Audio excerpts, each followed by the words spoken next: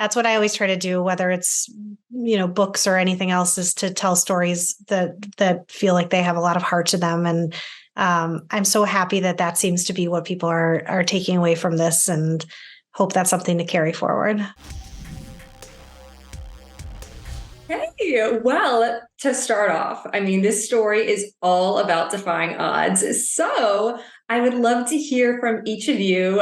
Vanessa, if you would like to start, do you each believe that it's fate that brings people like Oliver and Hadley together, or do you think it's their choices? I do. I think it's both. I think that some things are written, and then how you get there is kind of your choice. I think it's something similar. I'm obviously, if you know any of my stories, or even if you've just seen this movie, I'm a big believer in fate and chance and serendipity, but I do think there's a lot of personal will involved too. But the world is funny and works in mysterious ways. But if they put two other people next to each other, if that had conspired to work that way, they might not have gotten on the same way that Hadley and Oliver did in this story. Well, Jennifer, what has the process been like of seeing this novel you wrote being adapted into a screenplay and then actually seeing it come to life as a film? It's been magical. I've hoped for this for a very long time. The book was first optioned way back in 2010. So this has been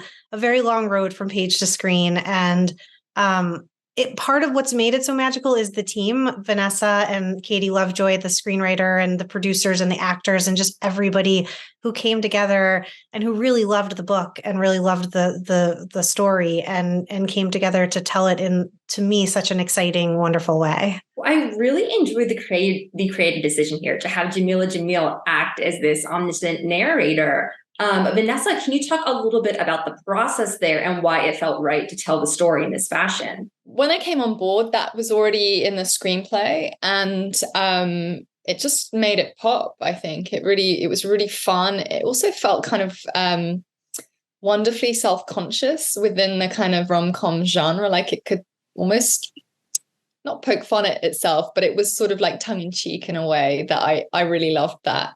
And I think it's just so fun to have fate personified as a kind of Cupid or Puck character. Well, I would love to also talk about the memorial for Oliver's mom. It's not a memorial, but it is a memorial.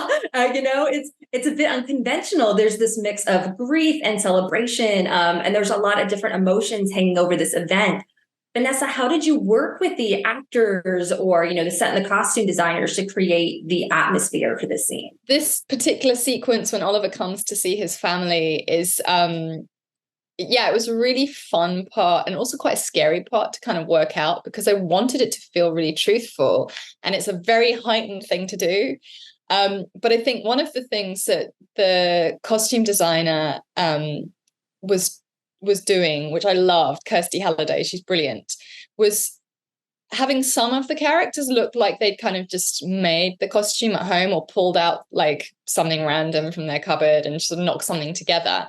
Whereas others seemed like they'd gone to a proper hire shop and they'd come in the proper outfit. And I think there's a bit of a slightly mishmashy handmade quality to it that I feel like makes it feel quite truthful and still really fun. I mean, obviously the chemistry between Oliver and Hadley was incredible. You never know with so many things being virtual these days, but did the actors get to do a chemistry read beforehand? And of course, you guys can both attest to this. Yeah, and they did, but it was on Zoom. So I guess that there's always an aspect of kind of that being a bit of a risk, but it didn't feel like it at all because it was so instant, the chemistry between them. It felt so palpable and sparkly that it was just really obvious it was going to work, and it did. Yeah, the moment I saw the Zoom, it was just, that was Hadley and Oliver, and I can't even remember how I used to imagine them because they just embodied them so fully. They were so good together. They were so good on their own.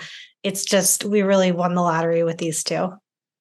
Yeah, well, Jennifer, how close were the actors to providing, kind of the essence that you felt when you were writing this couple? I mean, so much. And I've always cared much more about that they embody the spirit of the characters rather than how they were described in the book or how they looked. And Haley, especially because Hadley's very close to my heart, was just, and Ben is so wonderful and he is so charming, and they're both just such lovely actors and so good with each other. But I knew the moment I heard that Haley was interested in doing this, that the film would be great, because I was already such a big fan of hers.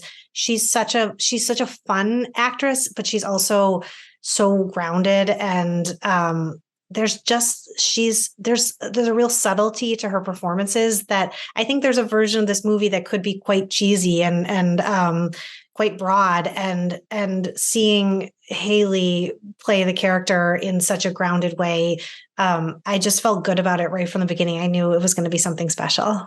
Is there a particular scene that you really enjoyed seeing transfer from your novel onto the screen? Was there one that really stood out to you? Like, yes, that captures exactly what was in my mind. There are so many, and they did such a wonderful job of bringing so much over from the book. But I think my favorite has to be there's a kind of quietly charged moment between the two of them in the middle of the night outside the bathrooms on the plane, and it's just so exactly how I imagined it that when I first watched it, I got chills. It was just it's beautiful. It's really well done. Well, I would love to know from both of you, Vanessa, if you would like to start this one, what is something that you will take from this feature onto your future projects? Whether it's another feature or another book, just what's something you're going to carry with you from this? I hope another feature.